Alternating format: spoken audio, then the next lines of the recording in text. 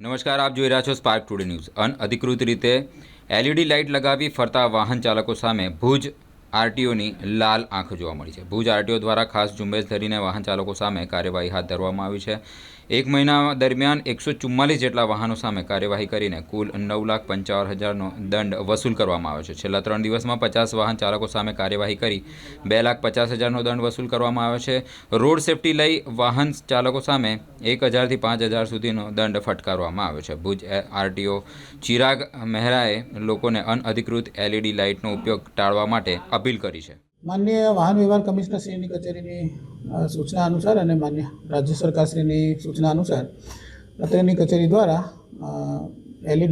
અનધિકૃત રીતે LED light લગાવી અને ફરતા વાહન ચાલકો વિરુદ્ધ ખાસ ઝુંબેશ હાથ ધરવામાં આવી છે, જેમાં આ મહિનામાં લગભગ 144 કેસ સાથે 9,55,000નો દંડ વસૂલ કરવામાં આવ્યો છે અને છેલ્લા 3 દિવસમાં 50 જેટલા કેસ કરી લગભગ 2,50,000 જેટલો દંડ વસૂલ કરવામાં આવ્યો છે।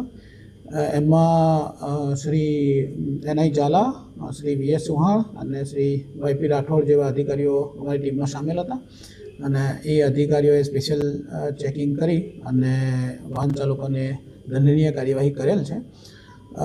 આ જે દંડ કરવામાં આવે છે એમાં જો દંડની વિગતો જોઈએ તો રોડ સેફ્ટીનો 1,000 રૂપિયાનો દંડ કરવામાં આવે છે અને જો અધિકારીને એવું લાગે કે ભાઈ આ વધારે ન્યુસન્સ છે તો 5,000નો ઓલ્ટરેશનનો પણ દંડ લાગી શકે છે।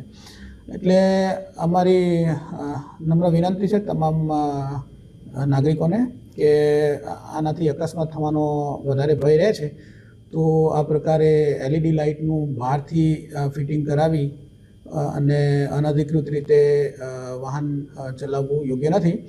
તો જે પણ નાગરિકો આ રીતે જો એલઈડી લાઇટનો અનધિકૃત રીતે ઉપયોગ કરતા જણાશે તો આગળની પણ દંડનીય કાર્યવાહી કરવામાં આવશે।